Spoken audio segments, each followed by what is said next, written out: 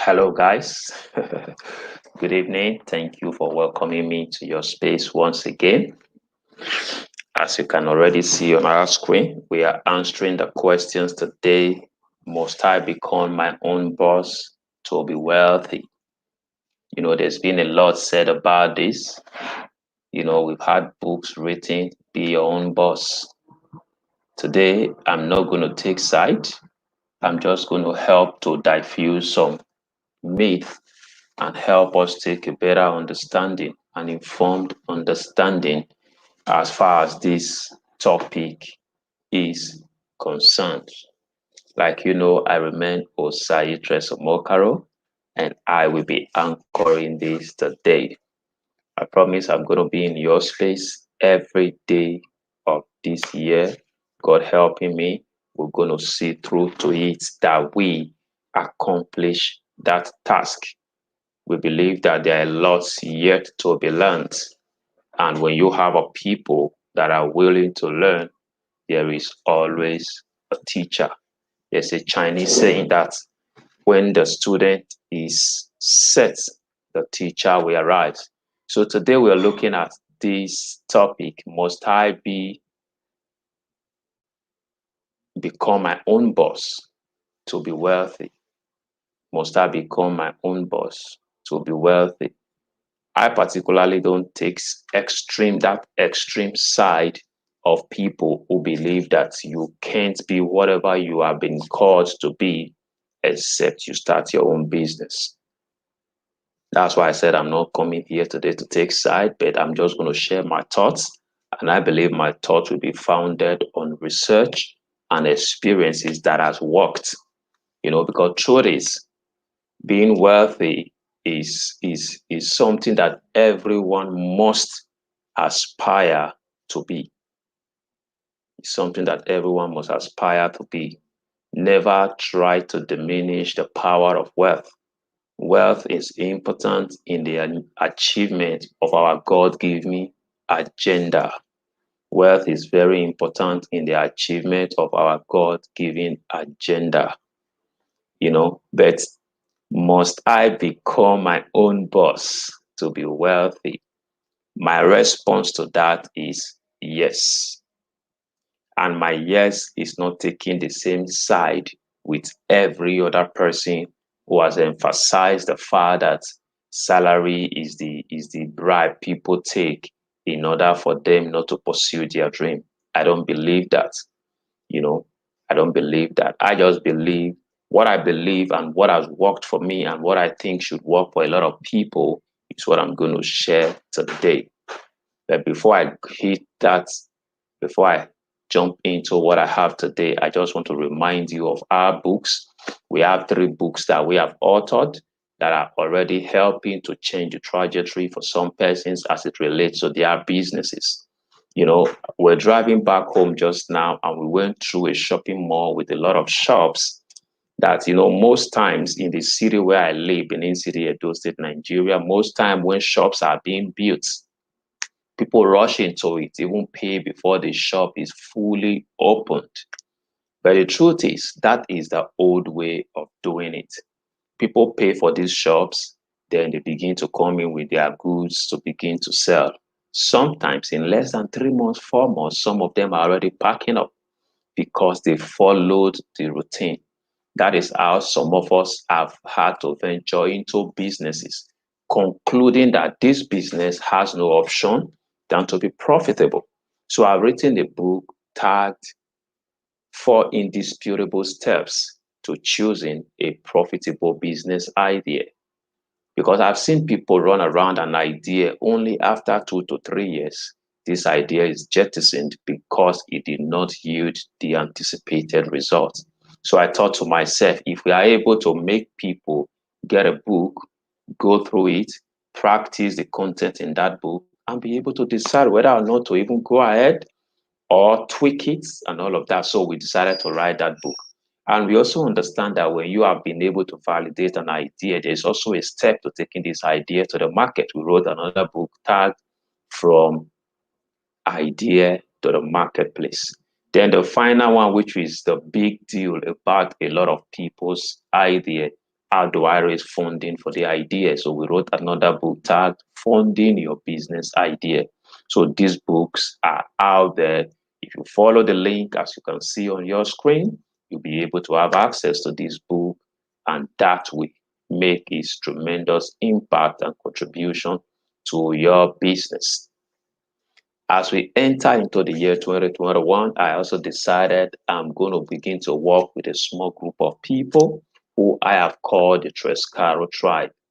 We're working together, trying to make the best of the people within that tribe. Some of them are already getting massive results for the year 2021. It's an accountability group, it's a group coaching session, and all of that. So consider being a part of that group by following the link on your screen. Then, if you want to see all of my other resources, I have a store at seller.co. Just follow the link there and you'll be able to access my books from wherever country you are all over the world. This is a platform that allows you to pay in dollars, pounds, and other currencies, major currencies of the world. So right now we're going back to our topic for today. Must I become my own boss to be wealthy? And I've told you my answer to that is yes, but with a caveat. The caveat is that you must become your own boss, but that doesn't stop you from working for somebody. There is a concept that Robert Kiyosaki called minding your business. He calls the concept minding your business. Irrespective of who you're working for, irrespective of where you're working, you must be the boss of your life. In fact, when I started chunking out videos on YouTube, the very first topic I dealt on was demystifying the concept of work. I did everything to demystify the concept of work because that was at the heat of the first wave of coronavirus. A lot of people were losing out on their paid jobs. They were losing out on their 9 to 5. And I felt it was necessary for us to begin to look at this concept of work.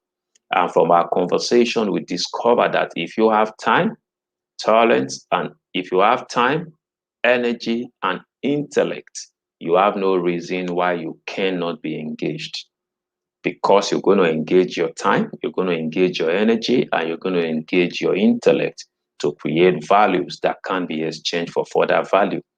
And in working for other people, this is exactly what you do. You know, you must become your own boss to be able to gain wealth. But listen to my caveats and all of the other justification I have for this. Who is a boss in reality? A person who is in charge of a worker, group, or organization. That is the theoretical meaning of the word a boss. But what I'm asking you to do today is that you must understand that your life is a project, and the person manning the driver's seat of that project is you. You are the boss of your life. You must understand that you are the boss of your life.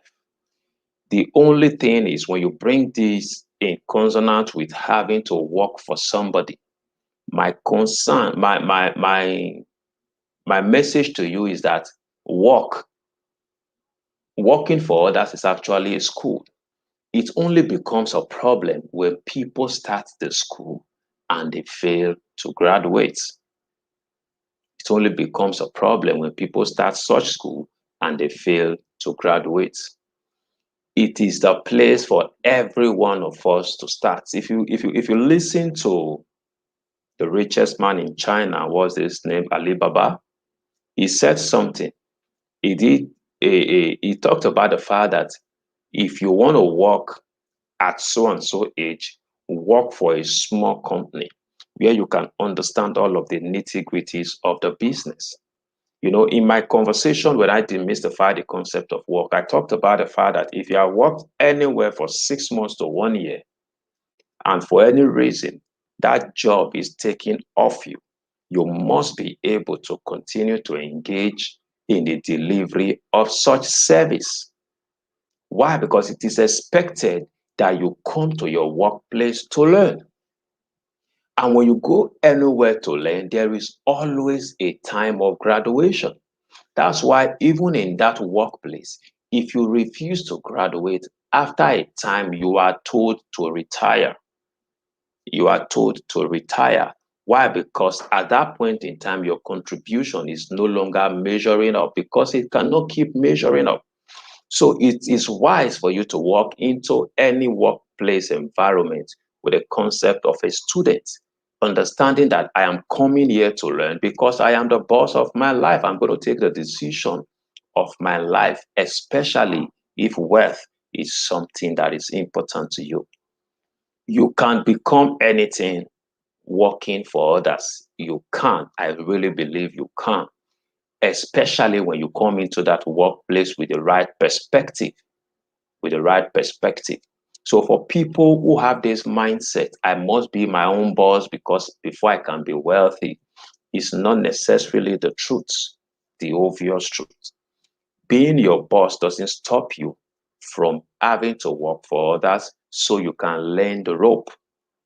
So you can learn the rope. I was sharing with my son just now. I used the word experience is the best teacher. And he began to ask her, how? What do you mean by that, Daddy? And I began to explain. You know, working in a workplace environment helps you to build experience. That's why when you come on an interview, the first question they want to ask you is, tell me about yourself. When you're done with that, then they want to know, what have you done in the past? You know, it's amazing when you just leaving school and they're asking you for 2 years working experience. And some people will say, where were they expecting me to get it? That's where internship, that's where volunteering comes to play. A man who is a boss of his life knows that at every point in time, I'm going to need this knowledge. So I want to begin to equip myself. Then you begin to take internship. You begin to sit under others with the intention of coming in as a student. I understand the fact that we all cannot set up our own businesses, but never feel bad if you are giving to working and creating value for others. You can't still become what you have to become. But one thing I will never now accept from you is that, irrespective of that, you remain your boss. Why am I saying this? I've had the privilege of working in places where I have people who earn like 200, 300% of what I earn.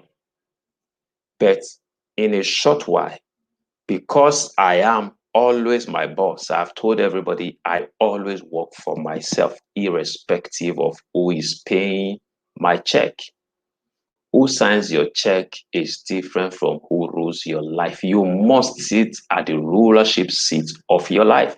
You must be at the driver's seat of your life, irrespective of who you're working for, irrespective of who is signing your paycheck. And I have always seen that most times where we work, it doesn't have to always be decided who rules by reason of who earns the highest. We have seen low paid salary earners within an industry having to even lend money to their bosses.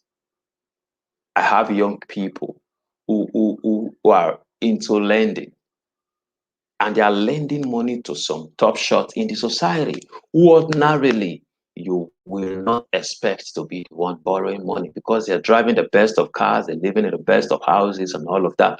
But these same young people who may not even be able to boast of a good car are lending money to them because they've chosen to take ownership of their life. So, irrespective of where you're working, if wealth is something that you aspire to be, to have, to control, you must become the boss of your life.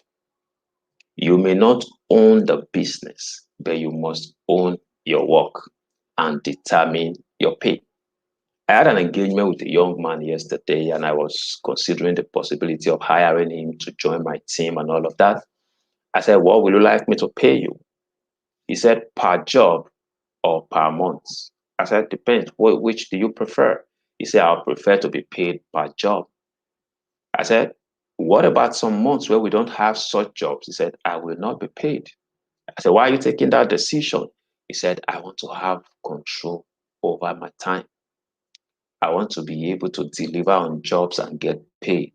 That's entrepreneurial. That's someone who is his own boss. Because he understands that if you tie me down to a 9 to 5 and I don't have control over my time, I may become useless. But I want to be able to keep my energy up high because I want to be able to give out value and be paid worth commensurate to the value I give. If you watch our conversation yesterday, I talked about the fact that life itself is entrepreneurial. It's only in the civil service, especially for us in Nigeria, that people get promoted by how long they have been in service. Even life doesn't promote anybody by reason of their age. Life promotes you by reason of your contribution. So the entire system governing life is entrepreneurial in nature. So being your boss is being entrepreneurial, understanding that irrespective of who's signing my paycheck, I am in charge of my life. Irrespective of where you work, always work for yourself. Always work for yourself. How do you mean? How do I mean by when I say work for yourself? Understand your roles and your responsibility. Give your all to it. Give it your best. Understanding that you're coming into this workplace as a student. Knowing that what I learn here can remain with me even if this organization changes. I'm one of those that don't mourn for anybody who loses their jobs. I always say congratulations. I just hope you have done your work working for yourself. I've actually had friends who lost their jobs and I told them congratulations. 1 year, 2 years down the line, they're actually doing what they were doing. I had a friend who lost his job as a banker. He left. I told him congratulations. And he opened what he calls mobile banking long before this mobile banking and ATM banking became rampant. He started what we call thrift collection. And in a short while, his colleagues at the bank were reaching out to him to lend them money. So that is the message I'm bringing for us here. If wealth is in your equation, consider being your own boss. Not necessarily having to start your business, but you must be your boss, irrespective of who is signing your paycheck. We all must work and keep working for others. You can't take away that. Even some of us that say we are working for ourselves, we are all working for the customers. We are working for the customers. So we continuously work for the customers. So working for others is not the issue. But being your boss, even while you're working for others, is the message I'm bringing to you today. Where you work is important, but who is working, why you are working, and how you are working are the determinants of your wealth. It's not about where you work. You could work for yourself and be broke. You could work for others and still be broke. So you could work for others and be wealthy, especially if you go back and listen to what we shared yesterday when we talked about the fact that it is not necessary that good people are broke. It's just that the principles of wealth have to be followed. And for everyone who follows the principles of wealth, they always end up wealthy, irrespective of where you're working. Irrespective of where you're working. So my parting word is that you don't need to be an entrepreneur, but you must be entrepreneurial in your disposition. Who is an entrepreneurial person? One who is always thinking solution. One who is not joining the complaint wagon, but finding solution to what others are complaining about. And when you take that disposition, you always earn from the process. And I believe I've been able to pull down some myths and I've been able to empower you with some truths that will help you become your own boss, even if you're working for somebody else. Let's do this again tomorrow. If you are yet to send in your questions, please go through the scroll as you can see. Send your questions to our DMs on any of our social media handles. Just check for Trescaro or Trescaro Systems on Facebook, Instagram, Twitter, or YouTube. You know, check and send us your message. We'll pick the questions there, turn it into a conversation like this, and bring the answers to you. Please subscribe to this YouTube channel and share our content with your friends. So we're going to have another great time like this tomorrow. Have a lovely night rest. Bye bye.